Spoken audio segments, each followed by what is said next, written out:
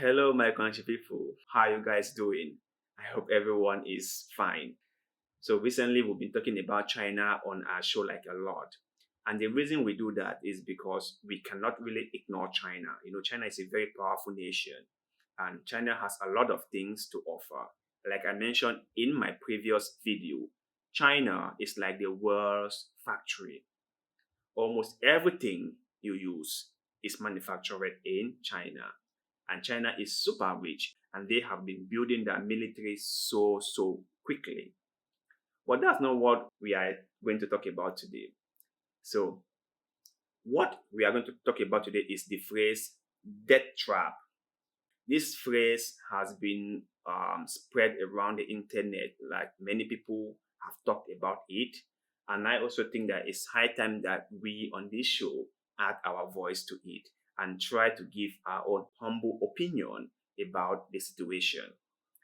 So, the general sentiment out there is that China is debt trapping Africa because China has been pumping billions into Africa. And some people, especially the West, are a little bit worried about the rate at which China is pumping these billions into Africa. So they are worried that we might be debt trapped, and by so doing, we might be forced to give some of our properties to China if we are unable to pay back China's loan. But before we continue, or before I give you my own opinion, please watch this video. Do you frequently get annoying calls from your bank? Sometimes they're offering you a credit card, sometimes they're asking you to take a loan. Well, I have a geopolitical equivalent of that. China is the bank, Africa is the customer, and Foreign Minister Wang Yi is the caller. He is on a three-nation tour of Africa. He's visiting Eritrea, Comoros, and Kenya. So the focus is Eastern Africa. To be fair, Wang Yi has a tough job there. A, he must saddle these countries with more loans, and B, he must convince them that it's a good idea. His first stop was Eritrea. Wang Yi met with their president and foreign minister. He knew exactly what to say. The United States has imposed sanctions on Eritrea. What for? Their role in the civil war in neighboring Ethiopia. So what does Wang Yi do? Condemn the US sanctions and support Eritrea's policies. Well, that's the benefit of being an abusive regime. You don't have to care about human rights, neither at home nor abroad. His second stop was Kenya, and this was supposed to be a tough one. Kenya, you see, is a close ally of the US. Plus, the two countries have been fighting Islamist terrorism together. But as always, Chinese money trumped all of that. Between 2006 and 2017, Kenya borrowed heavily from China, around $9.8 billion. By 2019, China owned 21% of Kenya's foreign debt and 72% of their bilateral debt. In other words, the debt trap is locked and loaded.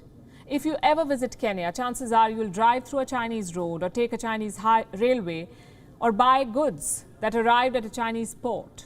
That's how deep China is investing. But if you ask Wang Yi, none of this is a debt trap.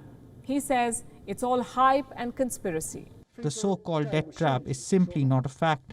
It is hype being played up by some with ulterior motives, and this is a speech trap created by those who don't want to see development in Africa.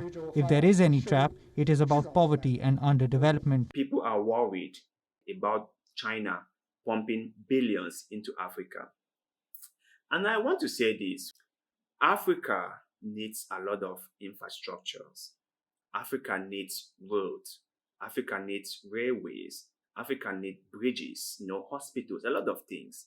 And China doing some of these things for Africa is great. And I personally love it. But I am just worried at the rate at which China is pumping these billions. And also, some of these loans slash contracts are so secretive that the people barely even know what the contracts entails. For example, if we cannot pay back this loan, what happens? What are we going to give away to China? This happened to Sri Lanka. When they were unable to pay the loans, they have to give a port to China for 99 years lease. And people are also worried about this happening to African countries. So taking a loan is not necessarily a bad thing, but what you do with that loan might be good or bad, might help you progress or develop, or might debt trap you.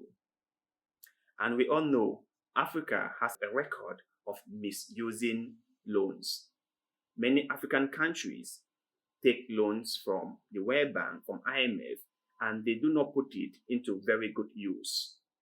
Sometimes it's difficult to even see what they've used the loan to do.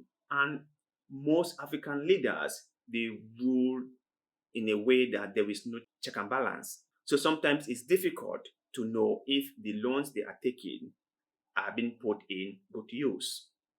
So if these loans are being put to good use, that can help us, the Africans, move ahead, develop much more better, is great. But if these loans are not put in good use, they might destroy or ruin our future, because we might be forced to pay the loans to China, whereby we don't have anything to show for it. That is my worry. So even though Africa is in need of roads and bridges, we also need manufacturing plants so that they can produce goods that can be consumed in Africa. So as China is building roads and bridges, we will hope that China also bring in some factories so that Africans can work in these plants and can pay taxes to the government.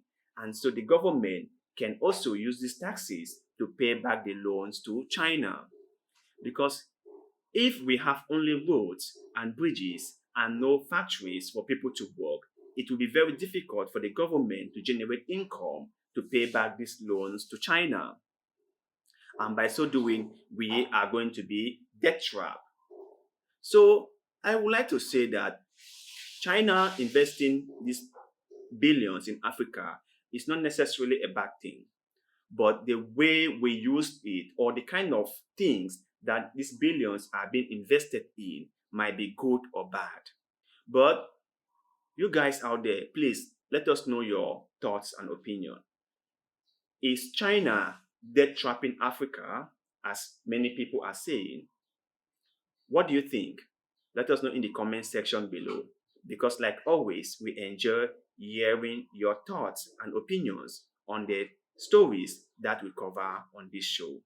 Thank you very much, and see you in the next one. Goodbye.